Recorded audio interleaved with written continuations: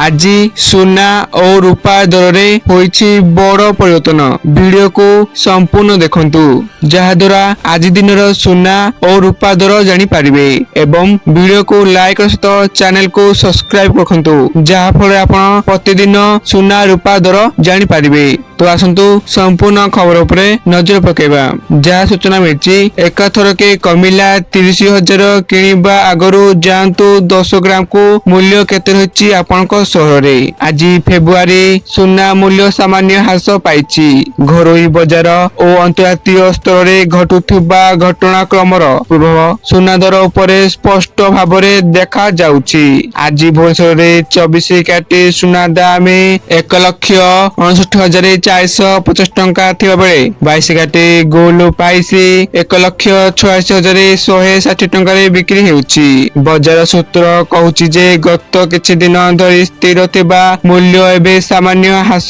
पाइछि। तो हेथिला सूचना आपण माने वीडियो को संपूर्ण देखथिरु आपण मानको धन्यवाद।